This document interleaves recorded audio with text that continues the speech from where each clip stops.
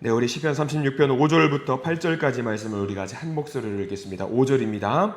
여호와여, 주의 인자하심이 하늘에 있고 주의 진실하심이 공중에 사무쳤으며 주의 의는 하나님의 산들과 같고 주의 심판은 큰 바다와 같으니이다.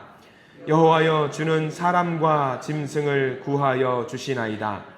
하나님이여, 주의 인자하심이 어찌 그리 보배로우신지요. 사람들이 주의 날개 그늘 아래에 피하나이다. 그들이 주의 집에 있는 살찐 것으로 풍족할 것이라. 주께서 주의 복락의 강물을 마시게 하시리이다. 아멘. 오늘 이 말씀 가운데 하나님의 크신 은혜가 있기를 간절히 기도하고 소망합니다. 우리 기도하는 마음으로 고백합니다. 하나님의 은혜가 지금 저에게 임하기를 기도합니다. 우리 옆 사람 축복하면서 하나님의 은혜가 지금 여러분에게 임하기를 기도합니다. 아멘. 복된 날 되시기 바랍니다. 복된 날, 은혜로운 날 되시기를 간절히 기도하고 소망합니다. 시편은 크게 5권으로 분류가 되어 있습니다. 150편까지 있는 시편 말씀 중에요, 5권으로 분류가 되는데 우리가 지금 읽고 있는 1편부터 41편까지를 첫 번째 권으로 이제 분류가 되어 있습니다. 첫 번째 권인 41편까지 말씀 중에 이 주제를 하나로 정리할 수 있는 말이 있다라고 한다면요, 여호와께 피하는 자가 복이 있다라고 하는 것이 핵심적인 주제라고 할 수 있고요. 오늘 36편 말씀 중에도 그 내용이 나옵니다. 여호와께 피하는 자가 복이 있다라고 해서요. 어떤 사람이 여호와께 피하는 자고 어떤 사람이 복을 받는 사람인지에 대해서 분명히 설명을 하고 있어요. 우리가 그것을 좀 명확하게 알고 있어야 됩니다. 세상에는 복을 받는 사람을 뭐라고 말을 하냐면 돈 많이 버는 사람, 그리고 취업이 잘 되는 사람, 또는 뭐 명예가 있는 사람, 권세가 있는 사람, 뭐 결혼을 잘하는 사람, 뭐 그런 사람들을 복이 있다라고 말을 합니다만, 우리 지금 읽고 있는 시편 1권 41편까지 있는 말씀 중에는요, 그런 것이 복이 아니라고 이야기를 하고 있고요. 여호와께 피하는 사람이 복이 있는 사람, 복받은 사람이라고 말을 하고 있습니다. 이게 굉장히 중요합니다. 우리가 살다 보면은 좋은 때만 있는 것이 아니잖아요. 좋은 때만 살고 있는 것이 아니라 때로는 병으로 아플 때도 있고 생각하지 못한 사고를 당할 때도 있습니다. 어려움을 겪을 때가 있어요. 그런데 그 어려움의 그때에 나를 돌보아주고 나를 인도해주고 나를 살펴주는 존재가 있다라고 하면은 얼마나 큰 힘이 될까요? 그러니까 바로 그 상황 속에서 피할 곳이 있으면 좋은데 그 피할 곳이 여호와 하나님이라는 것을 확실하게 알고 있는 사람이 제일 큰 복을 누릴 수 있다라는 것을 우리가 알게 되는 거죠. 이것의 기준을 하면은요, 이것을 근거로 한다라면은요, 저와 여러분들은 확실하게 복이 있는 사람이 맞습니다. 우리가 어디로 피해야 되는지 알고 있잖아요. 어려움의 그때에 우리가 어디로 피할 수 있다, 내가 피할 곳이 있다라는 것을 알고 있다라고 하는 것이 큰 복이라는 사실입니다. 세상의 많은 사람들은 피할 곳을 찾지 못합니다. 일상적인 삶을 살 때는 내가 뭘 피하나, 그냥 이대로 살면 되지, 피하고 말고가 어디 있나, 이렇게 살면 되지. 근데 이렇게 산다라고 하는 것이 천년만년 지속이 되는 것이 아니더라고요. 살다 보면은 나와 내 가족, 내 자녀들이 곤란한 상황에 처할 때가 있습니다. 그때에 내 인생의 주인이 나라고 생각하면은요, 내가 그 피할 곳을 내가 알아서 만들어야 돼요. 내가 준비해야 됩니다. 근데 그 상황 속에서 여호와께 피한다라고 하는 것, 그러면 큰 힘이 되겠지요. 그리고 성경은 더 나아가서 그런 사람을 어떤 사람이라고 이야기를 하고 있냐면, 여호와께 피하는 것을 알고 있는 사람을 의로운 자라고 이야기를 하고 있어요. 반대로 여호와께 피하지 못하는 사람, 피하지 않는 사람을 어떤 사람이라고 말을 하고 있냐면 악인이라고 이야기를 하고 있습니다. 그래서 오늘 36편 말씀에는요, 의인과 악인이 어떤 사람인지 그것을 다시 한번 설명해 주고 있는 내용들이 담겨 있습니다. 특별히 1절부터 4절까지 말씀은요, 악인에 대해서 설명을 하고 있습니다. 우리가 1절 말씀을 읽어보기를 소망합니다. 1절 말씀 읽어볼까요? 악인의 죄가 그의 마음속으로 이르기를 그의 눈에는 하나님을 두려워하는 빛이 없다 하니, 여기 중요한 표현이 빛이라는 표현이 나와요. 제일 끝에 보면은요, 악인은 하나님을 두려워하는 빛이 없다라고 해서 빛이라는 표현에다가 동그라미 표시를 해두시기 바랍니다. 나중에 의인은 이 빛에 대해서 어떻게 반응하는지가 나와요. 오늘 36편 말씀에. 오늘은 특별히 악인이 설명이 먼저 나오고 있는데요. 하나님이 어디 있어? 하나님의 빛 그런 거는 없어 라고 말하는 존재가 악인이라고 이야기를 하고 있습니다. 하나님의 존재 자체를 부정하고 있는 거죠. 세상 사람들 중에는요, 하나님을 인정하지 않는 사람들이 너무나도 많이 있습니다. 근데 그런 사람들 모두를 뭐라고 이야기하고 있냐면 악인이라고 이야기를 하고 있는 거죠. 우리는 세상 사람들을 보면 그런 사람들 분명히 있어요. 세상에 착한 일 많이 하는 사람 분명히 있습니다. 우리보다 하나님을 믿는 사람보다 착한 일, 선한 일 많이 하는 사람들이 있어요. 우리는 그런 사람들고 뭐라고 기준으로 뭐라고 말하냐면 의인이라고 해요. 의인. 그러면 우리는 그런 궁금증을 가져보신 적이 있을 겁니다. 세상에 착한 일 많이 하는 사람이고요. 존경받는 일 많이 하는 사람인데 그런 사람이 하나님을 믿지 않는 사람이에요. 이 사람은 천국 갈까요? 지옥 갈까요? 뻔합니다. 이 기준에 따르면 1절 기준에 따르면요. 의인이에요? 악인이에요? 악인이에요. 악인. 하나님을 믿지 않는다라는 이유 하나만으로도 악인이 될 수 있는 거예요. 이게 굉장히 무서운 겁니다. 우리가 하나님을 믿어야 되는 이유가 바로 1절 말씀에 담겨 있는 거예요. 세상 속에서 선하고 바른 사람이 되기 위해서 최선을 다했습니다. 칭찬을 많이 받았습니다. 존경 많이 받았습니다. 그런데 아무리 노력을 하고 열심히 살았다라고 해도 하나님을 믿지 않는다라는 이유 하나만으로 그 사람은 어떤 사람이 되냐면 악인이 될 수 있다라고 하는 거죠. 1절은 세상 속에서 선하게 사는 사람들에 대한 이야기를 하고 있지만 2절은 넘어가면은요 어떤 사람들이 나오느냐면 아주 죄악 속에 사는 사람들도 나옵니다. 2절 말씀 읽어볼까요? 2절입니다. 그가 스스로 자랑하기를 자기의 죄악은 드러나지 아니하고 미워함을 받지도 아니하리라 함이로다. 기본적으로 죄인이고 악인입니다. 근데 그 사람들이 뭐라고 말을 하냐면 드러나지가 않는 거예요. 그러니까 그 사람들이 생각하는 거죠. 악인에 해당되는 그 사람들이 아유 뭐 죄 지어도 멀쩡하네, 괜찮네, 걱정할 필요가 없네, 그냥 이렇게 적당히 살다가 가도 되겠네 라고 말을 한다라고 하는 거죠. 겉으로 드러나지 않으니까 그냥 악인의 삶을 대놓고 사는 사람들도 있다라고 하는 거죠. 그렇게 1절과 4절까지 쭉 해서 악인에 대한 이야기를 하고 있습니다. 그리고 이제 넘어가서 5절부터는 이제 하나님에 대한 이야기를 하고 있죠. 우리가 읽었던 말씀이에요. 5절 말씀 같이 한번 읽어볼까요? 여호와여 주의 인자하심이 하늘에 있고 주의 진실하심이 공중에 사무쳤으며. 이 5절 표현이요 굉장히 중요한 표현입니다. 왜냐하면 주의 인자하심이 하늘에 있고 주의 진실함이 공중에 사무쳤다라는 말이 무슨 말이냐면 이런 의인들과 악인들이 세상에 많이 있는데 그 가운데 하나님이 어디 계시는지에 대해서 설명을 해주고 있는 말이거든요. 하나님이 어디에 있다고 말합니까? 하늘에도 있고 공중에도 있다. 자, 이 말은 어떤 말일까요? 여호와 하나님이 어디 계신다라는 말이에요. 어디에도 있다라는 말이에요. 어디에도. 어느 곳에든 다 있다라는 이야기입니다. 의인이 있는 곳에도 계시고 악인이 있는 곳에 어느 곳에도 하나님이 계신다라는 이야기예요. 요즘처럼 이렇게 날씨가 더우니까 하나님께서 아이고 덥다 나 집에 가서 좀 쉬어야겠다 이러지 않으신다라는 이야기죠. 비가 온다라고 해서 눈이 온다라고 해서 기상 조건이 안 좋다라고 해서 어디 숨어 계시는 분이 아니시라 어디를 보더라도 여호와의 인자하심과 진실하심이 있다라고 하는 거죠. 그러면 우리가 그런 하나님을 두고 내가 하나님 앞에서 하나님으로부터 어디 도망가서 피할 수 있을까요? 다른 곳으로 피할 수 있을까요? 없다라는 이야기입니다. 하나님으로부터 피할 수 없다라는 이야기. 하나님으로부터 피할 수 없기 때문에 우리는 어디로 피해야 되느냐? 아주 그냥 대놓고 하나님께 피하면 된다라는 이야기죠. 어디든 계시는 하나님에 대한 이야기가 5절 말씀이에요. 그러니까 오늘 우리가 살아가면서 집에 계시든지 또는 근무지에서, 사업체에서, 회사에서, 만남의 자리, 혼자 있든지 함께 있든지 어쨌든 어디 있건 의인의 삶을 살 수 있도록 노력을 해야 된다라는 겁니다. 하나님을 경외하고 하나님을 두려워하는 삶을 어디 있건 간에 우리가 살아내야 된다라고 하는 거죠. 하나님을 그런 식으로 내 주변에 있다라고 경외하는 삶을 살면은요, 우리는 대충 살 수가 없습니다. 나를 이 땅에 보내신, 나를 그 자리에 보내신 하나님의 이유가 있기 때문에 하나님의 형상으로 지으시고 생활하게 만드셨기 때문에 하나님의 뜻 가운데 살아야 됩니다. 그렇기 때문에 우리가 하나님을 두려워하면 의인으로 살게 되면은요, 우리 삶의 가치와 수준은 달라질 수밖에 없습니다.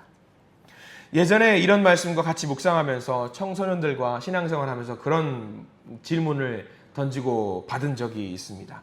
여러분들 그 옛날도 그렇고 지금도 마찬가지예요. 학교를 가면은요, 칠판 바로 옆에 뭐가 있냐면 급훈이라고 있습니다. 급훈. 그래서 그때 아이들에게 물어본 적이 있어요. 야, 너희들 학교 칠판 옆에 급훈이라고 적혀 있잖아. 너희 그렇게 봤던 급훈 중에 제일 인상적인 급훈이 있다면 하나 좀 나한테 알려줬으면 좋겠다라고 하니까 아이들이 무슨 말을 하냐면요. 목사님, 이런 급훈이 있어요. 최선을 다하자. 또 뭐 대기만성. 또 뭐 고진감래 이런 말씀들이 있다라고 해요. 그 중에서 가장 인상적인 제가 급훈을 들었던 적이 있어요. 뭐냐면 엄마가 보고 있다. 엄마가 보고 있다는 그런 글을 적어놓은 적이 있더라고요. 엄마가 보고 있다라는 거예요. 지금 이 자리에 엄마가 보고 있다. 사실 엄마는 못 보잖아요. 엄마는 집에 계시잖아요. 근데 그걸 생각하면서 문득 생각이 드는 거예요. 야, 그런 공간 속에서 엄마가 보고 있다라는 마음으로 우리가 공부를 해야 되는구나. 그뿐이구나. 근데 문득 말씀하는데 그 생각이 드는 거예요. 내가 어디 있건 간에 엄마가 보고 있다가 아니라 누가 보고 있다는 거예요. 하나님이 지금 이 자리에서 나를 지켜보고 계신다라는 말씀이 5절 말씀이더라고요. 어디 있건 간에 무엇을 하건 간에 하나님이 나를 지켜보고 계신다라는 거죠.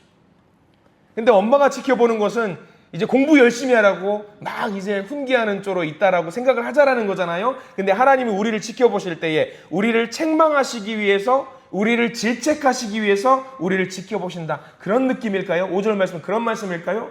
아닙니다. 5절 말씀은요, 우리가 힘들 때, 지칠 때 우리에게 다가오셔서 괜찮다고, 내가 지키고 있다고, 내가 돌보고 있다라고 하는 말씀이 5절 말씀이더라고요. 5절 말씀. 여호와여 주의 인자하심이 하늘에 있고 주의 진실하심이 공중에 사무쳤으며, 그분이 어디든 계셔서 우리를 지키신다라는 이야기고요. 그것에 대한 증거가 되는 말씀이 6절 말씀으로 넘어가는 거예요. 6절 말씀 읽어볼까요? 6절입니다. 주의 의는 하나님의 산들과 같고 주의 심판은 큰 바다와 같으니이다. 여호와여 주는 사람과 짐승을 구하여 주시나이다. 제일 뒤에 말씀이 인상 깊습니다. 주여 주는 사람과 짐승을 구하여 주시나이다. 맞잖아요.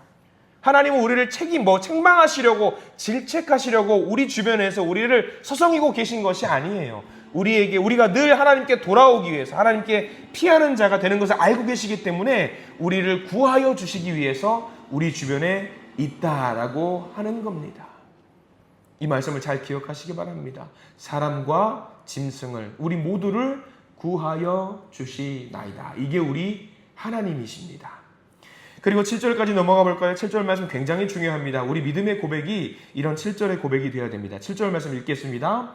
하나님이여 주의 인자하심이 어찌 그리 보배로우신지요. 사람들이 주의 날개 그늘 아래 피하나이다. 거기도 마찬가지입니다. 사람들이, 의인들이, 저와 여러분들이 주의 날개 그늘 아래 피하나이다. 시편 1권에 해당하는 주제가 계속 나오고 있잖아요. 주님께 피하는 자가 복이 있다. 그래서 여호와의 날개 아래 피하는 자가 복이 있다. 우리가 이 7절 말씀을 계속해서 묵상하면서 살았으면 좋겠습니다. 여호와께 피하는 자, 주의 날개 그늘 아래 피하는 자가 복이 있다. 우리가 살면서 하다 안 될 때가 있습니다. 열심히 했는데 안 될 수가 있습니다. 근데 한 가지만 기억하셔야 돼요. 여호와께 피하는 자는 복이 있다. 우리가 늘 이 말씀을 우리의 삶의 고백으로 늘 기도하면서 고백하시기를 간절히 기도합니다. 그리고 8절까지 넘어가 볼까요? 우리 실질적으로 하나님이 어떤 복을 주실지에 대한 이야기도 8절에 나와 있습니다. 8절 말씀 묵상합니다. 그들이 주의 집에 있는 살찐 것으로 풍족할 것이라. 주께서 주의 복락의 강물을 마시게 하시리이다. 이 8절 말씀이 굉장히 은혜로운 말씀인데요. 우리가 36편 말씀을 묵상하면서 이 8절 말씀만 기억한다라고 하는 것이 문제예요. 8절 말씀만. 주의 집에 있는 살찐 것으로 풍족할 것이라. 주께서 주의 복락의 강물을 마시게 하시리이다. 이 8절 말씀이 굉장히 은혜의 말씀인데 8절 말씀만 뭐 별표를 10개 치고 100개를 치시면 안 된다라는 이야기죠. 의인에 대한 이야기와 악인에 대한 이야기 모두를 묵상하고 나서 의인의 삶을 사는 것이 중요하고 의인의 삶을 살 때에 8절의 말씀이 복으로 주어질 수 있는 거죠. 8절만 보면서 하나님 주세요 주세요, 저는 의인의 삶을 살고 있으니까 주세요 주세요 하면은 정신 차리러 하나님 우리에게 딱밤 때리십니다. 그러니까 8절 말씀만 묵상하는 것이 아니라 전체적으로 우리가 의인의 삶을 살아야 된다라는 그 깨달음을 반드시 아시기를 바랍니다. 우리가 9절 말씀까지 넘어가 볼까요? 9절 말씀이 있습니다. 진실로 생명의 원천이 주께 있사오니 주의 빛 안에서 우리가 빛을 보리이다. 자, 거기 우리가 빛을 보리이다. 밑줄을 그으십시오. 왜 이게 중요하냐?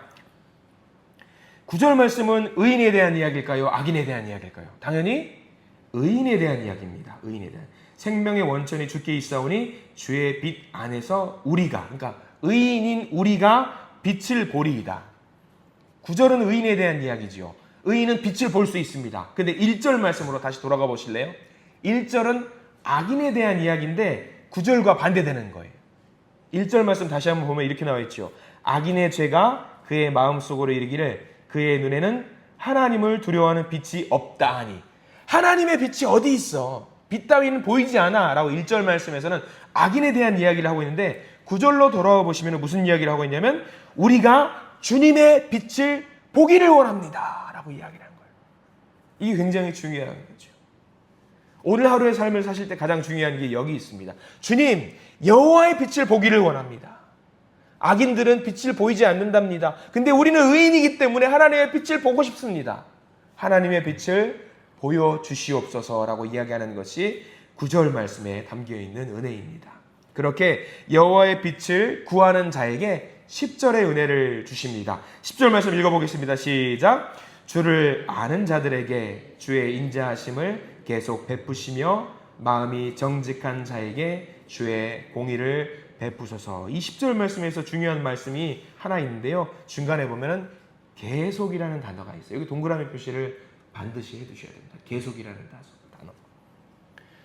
하나님께서 우리에게 은혜를 베풀어 주실 때 다윗이 고백하고 있다는 거예요. 한 번 은혜 받고 끝나는 것이 아니었다라는 거죠. 삶 속에서 늘 나와 함께 은혜를 베풀어 주시는데 어떻게 베풀어 주시느냐면 계속 베풀어 주신대요. 계속.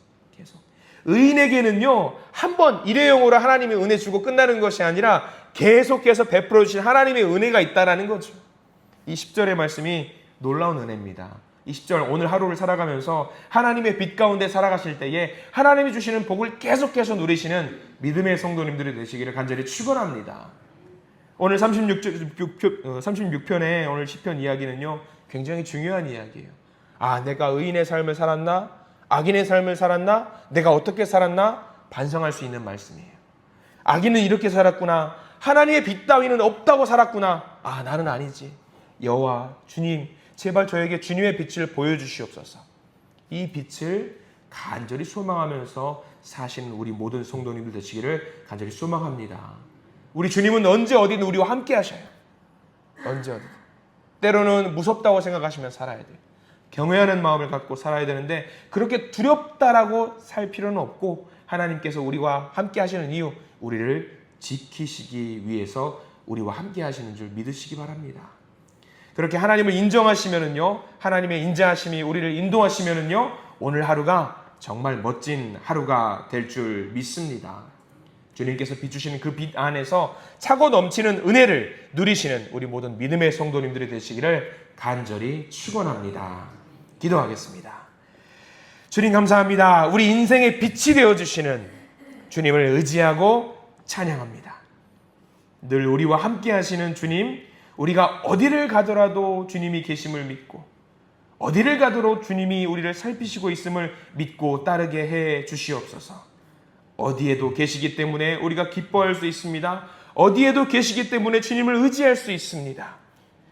어디에도 계시기 때문에 우리들을 도와주시고 살피시고 지켜주시옵소서. 그저 우리는 주님의 날개 그늘 아래 피하고자 합니다. 이 새벽에 간절한 기도의 제목을 또 가지고 나옵니다. 주님 도와주십시오. 이 간절한 기도의 제목을 들어주시고 하나님의 뜻이 온전히 우리의 삶 속에서 이루어지게 하시고 하나님의 승리 가운데 동참하며 나아가는 우리 모두가 되게 해 주시옵소서. 예수 그리스도 이름으로 간절히 기도드립니다. 아멘.